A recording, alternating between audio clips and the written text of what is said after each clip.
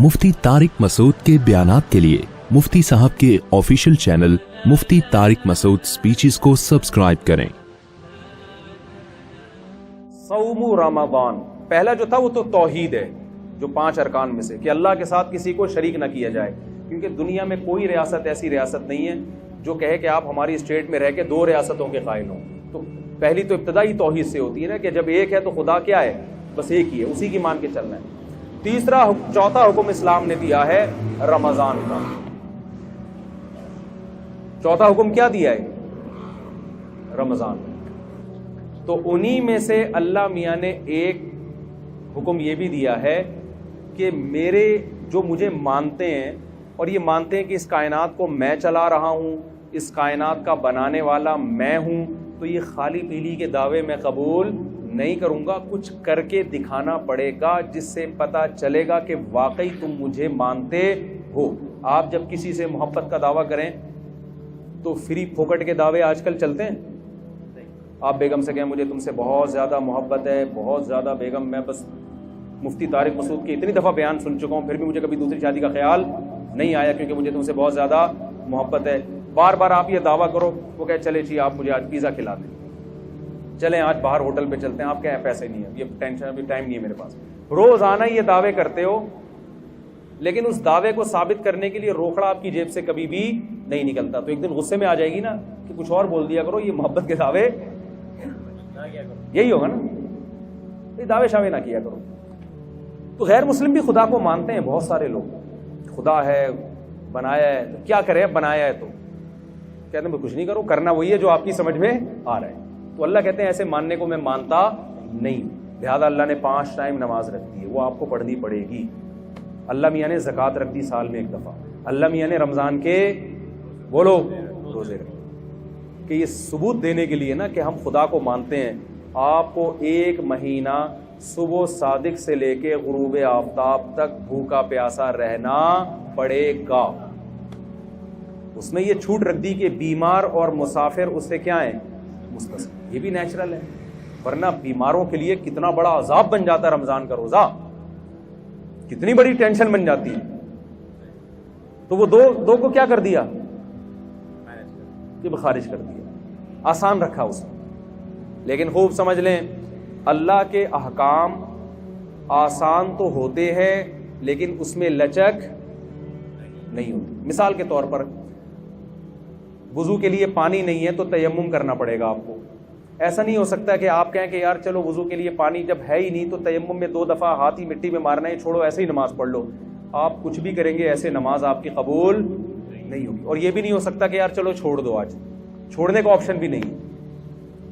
यानी ये तो कर दिया सफर में 2 रकअतें पढ़ लें आप, लेकिन छोड़ने का ऑप्शन नहीं रखा। छोड़ने के तो ये मैदान जंग में लड़ भी रहे हो तो नमाज के टाइम पे आपको नमाज पढ़नी पड़ेगी। तरीका बदल दिया कि घोड़े पे सवार हो तो वही सवारी पे पढ़ लो। इससे पता चलता है कि इस्लाम के अहकाम में आसानी है जितनी अल्लाह ने डाल दी, उसके बाद नो का ऑप्शन आपके पास नहीं रहता। हमारे यहाँ बहुत से लोग रमज़ान में ये करते हैं कि जी चूंकि अल्लाह ने मुसाफिरों को छूट दे दी है, बीमारों को छूट दे दी है, इससे खुद ये नतीजा निकालने लगते हैं इसका मतलब अल्लाह बड़ा गफूर रहीम है, कोई टेंशन हो तो छोड़ सकते हैं आप। ना ना ना ना ना ना ना, सफर और बीमारी के अलावा अब छोड़ने का ऑप्शन आपके पास नहीं। शदीद तरीन गर्मी है, नहीं छोड़ सकते।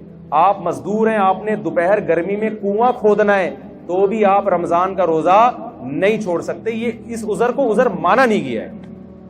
लोग अक्सर हमसे पूछते, गर्मी के रोज़ों में ख़ास तौर पे ज़्यादा पूछा करते थे कि एक मजदूर दोपहर को कुदाल चलाता है, कुआं खोदता है, वो तो नामुमकिन है कि रखे वो रोज़ा, वो तो मर जाएगा प्यास से। मैं उससे कहता था भाई ये चूंकि मेरा मज़हब, मैं बनाए हुआ दीन तो है नहीं, होता तो असम्बलियों में तो कानून हो जाता है ना कि यार ये थोड़ी पब्लिक को टेंशन हो रही है। देखो रसूलुल्लाह सल्लल्लाहु अलैहि वसल्लम के दौर में खातून आई, उन्होंने किया कि यार रसूलल्लाह मेरे शौहर ने मुझे एक ऐसे अल्फाज बोले हैं जिससे ज़माने जहालियत में ये समझा जाता था कि तलाक हो गई है, हालांकि वो ऐसा नहीं था, ज़िहार जिसे कहते हैं। तो नबी सल्लल्लाहु अलैहि वसल्लम ने फरमाया मैं तुम्हारे लिए कोई रुख्सत नहीं पाता, तलाक हो गई है, बीवी हराम हो गई है ना। तो वो औरत अल्लाह से दुआएं मांगती रही, दुआएं मांगती रही, दुआएं मांगती रही। आसमान से वही नाजिल हुई कि इन अल्फाज से तलाक नहीं होती बल्कि कफ़ारा देने से, कफ़ारा दे देंगे तो निकाह इनका बाकी है। اس سے ہمیں کیا پتہ چلتا ہے کہ رسول اللہ صلی اللہ علیہ وسلم نے اس خاتون کو یہ نہیں کہا میں مشورہ کر کے قانون چینج کر دیتا ہوں, تمہاری ٹینشن مجھ سے دیکھی نہیں جا رہی تو میں صحابہ کو بلاتا ہوں, ایسا کرتے ہیں ہم کچھ اس پہ غور و فکر کر کے سوسائٹی کے حساب سے اس کو ذرا طلاق کے حکام میں کچھ چینجنگ لے آتے ہیں. نا نا نا نا, اللہ میاں نہیں چینج کر دیا تو ہو گیا, خود سے نہیں ہوتا. تو خوب سمجھ لیں مفتی کا کام لوگوں کو اللہ کا قانون بتانا ہے, سوسائٹی کے حساب سے چینج کر کے اس کو ایسا بنا دینا کہ اس میں سوسائٹی اس کو قبول کر لے. یہ مولانا صاحب کے بولے نا, یہ نہیں بس میں نہیں. لوگ ہم سے پوچھتے ہیں نا 3 طلاقیں دے کے بہت پوچھ رہے تھے, کوئی گنجائش نہیں کہتے بھائی ہمیں تو, وہ رو رہے ہوتے ہیں بلک رہے ہوتے ہیں, بھائی ہمارا تو ہم تو پیغام پہنچا دیں گے, اللہ میاں نے جب آپشن رکھا ہی نہیں ہے تو ہم کیا کریں. آپ ابھی اللہ میاں سے جا کے لڑ لینا قیامت کے دن. تو یہاں بھی یہی مسئلہ ہے کہ اسلام نے نا روزہ چھوڑنے کا آپشن بیمار اور مریض کے علاوہ کسی کے لیے نہیں رکھا. اب لوگ کہہ رہے ہوتے ہیں مزدور بیچارہ کیا کرے, تو ہم اس سے کہتے ہیں کہ دیکھو ہمیں اسلامی قانون میں یہ ملتا ہے کہ مزدور اگر صحت مند ہے, سفر میں نہیں ہے, تو ملازمت تو سب کی الگ الگ ٹائپ کی ہوتی ہے نا. کوئی ایئر کنڈیشن میں بیٹھ کے جاب کرے گا, کوئی جناب گڑھا کھودے گا. تو اب ایسا کوئی اسلام نے معیار نہیں رکھا کہ جس کو 1 گھنٹہ مزدوری کرنی ہے تو وہ روزہ چھوڑ سکتا ہے, جس کو 2 گھنٹے کرنی ہے یا آدھے گھنٹے کرنی ہے وہ نہیں. ایسا ہی کچھ نہیں ہے, سب کے لیے برابر ہے. ہاں یہ ضرور ہے کہ روزہ وہ رکھے, اور اگر حالت غیر ہو جائے روزہ رکھ کے, ناقابل برداشت حالت ہو جائے تو پھر توڑنے کی اجازت ہے, بیمار ہونے کا خطرہ ہو. کیونکہ جیسے بیمار کو روزہ چھوڑنے کی اجازت ہے, ایسے ہی بیماری کے خوف میں آپ کو روزہ توڑنے کی بھی بولے نا بھائی اجازت. جیسے شوگر کے پیشنٹ نے روزہ رکھ لیا, بعد میں دیکھا شوگر بہت ڈاؤن ہو رہی ہے, حالت خراب ہو رہی ہے, تو روزہ وہ توڑ سکتا ہے. تو اب یہ شوگر کے ساتھ خاص نہیں ہے. مزدور کو اگر یہ خطرہ ہو گیا کہ مجھے پیاس اور اتنی زیادہ لگ رہی ہے کہ میں نے اگر روزہ نہیں توڑا تو میں بے ہوش ہو جاؤں گا, یا خدا نخواستہ مر جاؤں گا, یا میرے شوگر لیول ڈاؤن ہوگا جس سے کوئی بھی بیماری ہونے کا خطرہ ہے, تو جب اس کا یہ خیال اور غالب گمان ہو کہ ایسا ہو جائے گا, تو ایسی کنڈیشن میں اسلام اس کو روزہ توڑنے کی اجازت دیتا ہے. تو علماء کہتے ہیں جو کوئلے کی کان میں کام کرتے ہیں نا, روزانہ روزہ رکھیں گے اور روزانہ حالت غیر ہونے پر روزہ توڑیں گے, کیونکہ چھوڑنے کی دلیل نہیں ہے, توڑنے کی ہے. بہت مشکل ہے بات سمجھانا, میرا خیال نہیں آ رہی سمجھ. ہمارے غامدی صاحب نے تو فتویٰ دے دیا کہ کل آپ کا پیپر ہے تو بھی آپ روزہ چھوڑ سکتے ہیں. تو میں مقصد غامدی صاحب پہ رد کرنا نہیں ہے, مقصد یہ کہ اس قسم کے بھی اسکالرز مارکیٹ میں آ رہے ہیں. تو یہ قانون کو آپ اسلام کے چینج نہیں کر سکتے, جیسا ہے ویسا ہی رہنے دینا پڑے گا آپ کو. تو آپ کے پاس گرمی کی شدت کی وجہ سے, جاب کی وجہ سے, پڑھائی کی وجہ سے, پیپر کی وجہ سے روزہ چھوڑنے کا آپشن نہیں ہے, اور توڑنے کا بھی پیپر کی وجہ سے نہیں ہے, توڑنے کا بیماری کی وجہ سے ہے. سمجھ میں آ رہی بات کی نہیں آ رہی؟ تو اب مجھے ایک بات بتاؤ, جلدی سے بات کو ختم کرتا ہوں میں, کہ اللہ میاں نے یہ جو رمضان کا ہمیں دیا ہے نا, یہ بھی بڑا خاندانی حکم ہے. یہ بھی لگتا ہے کہ یہ اللہ ہی کا بنایا ہوا قانون ہے, کسی انسان کا بنایا ہوا قانون نہیں ہو سکتا. ایک دور تک ہم سنتے رہے, میں بچپن میں ڈاکٹروں سے سنا کرتا تھا کہ ہمیں ہر تھوڑی تھوڑی دیر میں نہ کچھ کھانا چاہیے, ایک دم پیٹ بھر کے نہیں کھانا چاہیے. مجھے شروع سے یہ بات میری کھوپڑی میں نہیں آتی تھی, یہ نیچر کے خلاف ہے. ایک ڈاکٹر صاحب کے پاس گئے, میرا پیٹ خراب ہے, انہوں نے کہا, ڈاکٹر صاحب نے کہا کہ دیکھیں تھوڑا سا کھائیں 2 ہونے والے, پھر آدھے گھنٹے بعد پھر تھوڑا سا کھائیں 2 یا 3 جتنے افورڈ کر سکیں, پھر تھوڑا کھائیں. میں نے کہا ڈاکٹر صاحب ہماری بکری کو تو میں نے اس اسٹائل میں دیکھا ہے, کبھی کسی انسان کو میں نے اس طرح کھاتا ہوا نہیں. اگر یہ نیچرل ہوتا تو سب سے پہلے محمد صلی اللہ علیہ وسلم کا طریقہ ہوتا, جو اللہ کے پیغمبر تھے. آپ کا کوئی کام نیچر کے خلاف نہیں تھا. وہاں تو 2 کھانے ملتے, ناشتہ بھی نہیں ملتا ہمیں, بک رہتا ہوں عشیہ. آپ صلی اللہ علیہ وسلم دوپہر سے پہلے کھایا کرتے تھے صحابہ کے دور میں, اور مغرب کے بعد کھایا کرتے تھے. یہ 2 ٹائم تھے کھانے کے. ناشتے کا لفظ عربی ڈکشنری میں آپ کو نہیں ملے گا, حالانکہ عربی بڑی فصیح اور بلیغ زبان ہے. فطور جو آج عربی میں ہے یہ جدید عربی میں ہے, فطور ناشتے کو کہتے ہیں. قدیم عربی میں ناشتے کا لفظ بولیں نہیں. بلکہ میں اور آپ کی جنرل نالج کے لیے ایک بات بتاؤں, انگریز کے بر صغیر میں آنے سے پہلے آپ کو اپنے باپ دادا کی ڈکشنری میں بھی ناشتے کا لفظ نہیں ملے گا. یہ انگریزوں نے ناشتہ متعارف کروایا ہے. سمجھ میں آ رہی ہے بات کہ نہیں آ رہی؟ تو یہ تھا ہی نہیں, یہ مسلمانوں میں آیا گوروں کے آنے کے بعد ہے. چائے بھی, سگریٹ بھی, گٹکے بھی, پان بھی, یہ ساری چیزیں یہ انگریزوں کے آنے کے بعد آئی ہیں. ورنہ مسلمان کلچر ان تمام چیزوں سے کیا تھا, پاک تھا. وہ جانتے ہی نہیں تھے یہ کیا ہوتا ہے. تو چائے پیئے نہ، میں بھی پیتا ہوں، میں یہ نہیں کہ چھوڑ دیں آپ، یا پیئے نہ پیئے وہ آپ کا ہیڈیک ہے. بتانے کا مقصد یہ کہ یہ ساری چیزیں یہ بعد میں آئی ہیں، یہ ہمارا کلچر نہیں ہے. تو ان میں ناشتہ بھی بعد میں آیا ہے. 2 ٹائم کا کھانا ہے. اب سنا ہے ڈاکٹر یہی کہہ رہے ہیں کہ 2 ٹائم کھایا کرو، تمیز کا کھانا یہی ہوتا ہے 2 ٹائم. واللہ عالم، یہ ڈاکٹروں کی فیلڈ ہے کہ ڈاکٹر صاحب سے ہی پوچھیں آپ. تو اب آپ کو پتا ہے مسلم فاسٹنگ کے نام پہ ایک بڑی تحریک چل رہی ہے ڈاکٹروں کی طرف سے. 16 گھنٹے کی فاسٹنگ، خاص طور پر جن کے ویٹ زیادہ ہیں. زیادہ تر تو کے ویٹ کیا ہیں؟ زیادہ ہی ہے نا میرا خیال. میں نے بہت کم لوگ دیکھے کولیسٹرول کی کمی ہو جن میں، ایسے بہت دیکھیں. اچھا آپ جتنے لوگ مر رہے ہیں، مجھے ایک بات بتاؤ، کوئی ڈاکٹر صاحب بیٹھے ہیں تو ان سے پوچھیے گا کوئی ایک بندہ دکھائیں ہسپتال میں جو خوراک کی کمی سے مر رہا ہو. کوئی ہے ایسا بندہ؟ کتنی مہنگائی ہو جائے، کتنی غربت ہو جائے، ڈالر کتنا ہی اوپر چلا جائے، پھر بھی بھوک سے مرنے والوں کا ریشو ہمارے سوسائٹی میں کم ہے، کھا کے مرنے والوں کا ریشو بہت زیادہ. تو ہمیں جو حکم دیا ہے نا اس میں روحانی قوت بعد میں ہے، ہمارے جسم اور باڈی کا فائدہ پہلے. علماء ایک زبردست بات کہتے ہیں کہ مال کی زکوٰۃ پیسہ ہے، باڈی کی زکوٰۃ کیا ہے؟ بولیں روزہ. جیسے مال کی زکوٰۃ دینے سے حدیث میں آتا ہے کہ یہ میل کچیل ہے جو آپ کے مال سے نکل جاتا ہے، تو اسی طرح باڈی کی زکوٰۃ سے بھی آپ کی باڈی کا میل کچیل کیا ہوتا ہے؟ روزے کے ذریعے نکل جاتا ہے. یہ اللہ کی بہت بڑی ہم پر نعمت اور رحمت ہے. اور اس میں یہ تو جسمانی فائدہ ہے، روحانی فائدہ کیا ہے؟ یہ بہت اہم ہے. قرآن کیا کہتا ہے؟ لعلکم تتقون، اے ایمان والوں تم پہ روزے فرض کیے گئے تاکہ تمہارے اندر تقوی پیدا ہو. تقوی عربی میں کہتے ہیں بچنے کو. دیکھیں آج کامیابی اسے سمجھا جاتا ہے کہ آپ کی ساری خواہشات پوری ہو جائیں. یہ بہت بڑی بھول ہے. جن لوگوں کی ساری خواہشات پوری ہوتی ہیں وہ ڈپریشن کے مریض بنتے ہیں اور بالآخر وہ خودکشی کی طرف ان کی طبیعت مائل ہوتی ہے. انسان کی باڈی کو اللہ نے ایسا بنایا ہے کہ ایک خواہش پوری ہوئی وہ 4 خواہشیں پیدا کر کے ختم ہوتی ہے. پھر وہ 4 خواہشیں پوری ہوئیں تو ایسا نہیں کہ اطمینان ہو جائے، وہ 4000 خواہشیں پیدا ہو چکی ہوتی ہیں. ما قضى احد منها لبانته ولنتهى عرب الا الى عربی. شاعر کہتا ہے دنیا میں کسی کی ایک خواہش پیدا ہوتی ہے، ہزاروں انڈے بچے دے کے جاتی ہے وہ خواہش.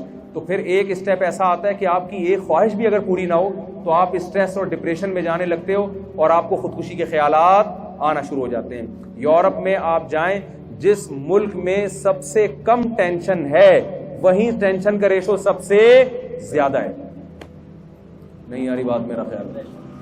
آپ کی ساری خواہشات اگر پوری ہو جائے نا تو اس سے ٹینشن کبھی بھی ختم نہیں ہوتی. اس سے ٹینشن کیا ہوتی ہے؟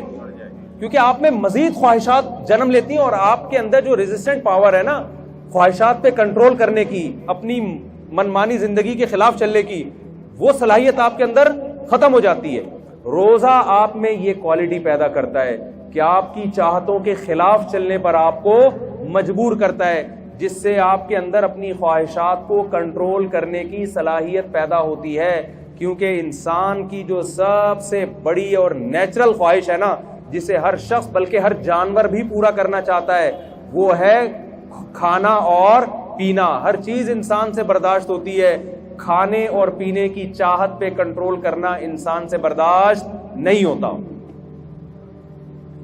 سمجھ میں آ رہی بات کی؟ تو اسلام نے 1 مہینے کے لیے کیا کہہ دیا؟ جو آپ کی سب سے مرغوب چیز تھی نا کھانا اور پینا، اسی پہ پابندی لگا دی. تبھی آپ دیکھیں روزے میں کتنا عجیب سا ہوتا ہے انسان. صبح آفس جانے کا دل نہیں کر رہا کیونکہ وہ جو چائے پی کے جانے کی عادت تھی وہ چائے کیا ہو گئی. اور ٹائم کیسا رکھا ہے کھانے پینے کا؟ ایسا ٹائم کھانے کا رکھا ہے جو دنیا میں کوئی بھی اس ٹائم پہ نہیں کھاتا. یعنی اللہ میاں نے اجازت دے بھی دی نا کھانے کی تو ایک سحری کے ٹائم پہ کھاؤ. آپ مجھے بتاؤ، آپ اپنے بچے کا ولیمہ کر رہے ہو، لوگوں کو کارڈ چھپاؤ، لوگ پوچھیں بھائی کتنے بجے آنا ہے، آپ کہہ سکتے ہو بھائی 2 بجے کھانا ہوگا، 4 بجے بھی ہو جاتا ہے. لوگ عصر کے بعد بھی کر دیتے ہیں کیا چائے سموسے ہو جائیں گے. آپ رات کو بھی لیٹ نائٹ بھی کر دیتے ہیں 12:30. کبھی آپ نے دیکھا 3:30 بجے آپ نے کارڈ پہ چھپایا ہو؟ یہ ہمارے بچے کی شادی ہے، ولیمہ ہے، اور ٹائم کیا ہے صبح. تو آپ کہو گے بھائی آپ کھاؤ، آپ کا بچہ کھائے، ہم اپنے گھر میں عزت کے ساتھ سو رہے. کتنی ٹینشن دے دی اللہ تعالیٰ نے کہ کھانے کی ٹائمنگ ایسی رکھی ہے کہ دنیا میں کوئی بھی اس ٹائم پہ کھاتا نہیں ہے تاکہ یہ اپنی خواہشات کے خلاف چلے. 1 مہینہ کی یہ ٹریننگ ہے. اور ایک گورے نے بتایا, ہمارے ایک ریلیٹو, گورے نے پوچھا نا تم روزہ کیوں رکھتے ہو؟ انہوں نے کہا کہ یار پوری دنیا کے مسلمان رکھتے ہیں. اس نے کہا یار یہ عقل سے بالاتر ہے کہ اتنی ٹینشن کروڑوں لوگ 1 مہینے تک, جبکہ گورنمنٹ کی طرف سے کوئی لا بھی نہیں ہے, اس پر عمل کیسے کر لیتے ہیں؟ میں آپ کو دعوے سے کہتا ہوں اگر اسلام یہ حکم نہ دیتا نا اور یونائٹڈ نیشن کی طرف سے لا پاس ہو جاتا کہ پوری دنیا میں صرف 1 کروڑ لوگ 1 مہینہ بھوکے رہیں گے, میں کہتا ہوں 1 کروڑ تو دور کی بات, 1 لاکھ بھی اس قانون پہ عمل نہ کرتے, چاہے کتنے انعامات لگا دیتے. یہ آسان کام نہیں ہے. یہ محمد صلی اللہ علیہ وسلم کی صداقت کا پر لوگوں کو اطمینان ہے کہ آپ نے جو آرڈر دیا یہ آرڈر کس کی طرف سے ہے؟ خدا کی طرف سے. تو یہ جب تک اللہ کا کانسیپٹ نہ ہوتا اور اللہ کے اجر کا تصور نہ ہوتا, کروڑوں لوگوں کا 1 مہینے تک اپنے لائف اسٹائل کو چینج کر دینا یہ ممکن نہیں تھا. ایسا آرگنائز ہونا ممکن ہی نہیں تھا.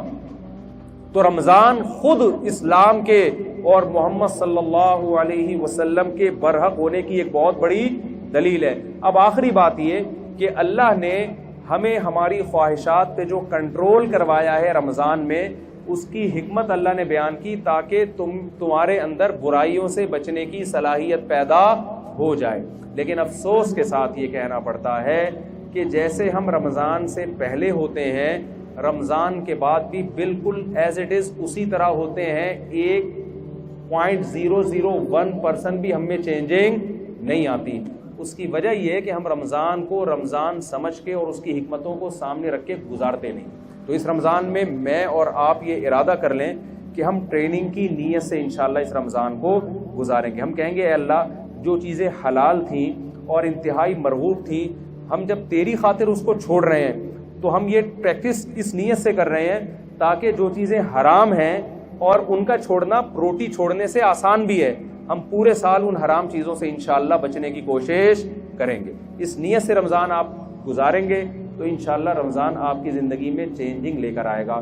اور اگر یہ نیت نہیں کریں گے تو روزے تو آپ کے انشاءاللہ ہو جائیں گے, لیکن جو روزوں کا مقصد ہے وہ حاصل نہیں ہوگا. کولیسٹرول کم نہیں ہوگا, باقی مقصد کہاں سے حاصل ہوں گے؟ دیکھیں فاسٹنگ سے ہی ہوتا ہے نا, آپ نتھر جاتے ہیں لیکن رمضان میں نہیں نتھرتے.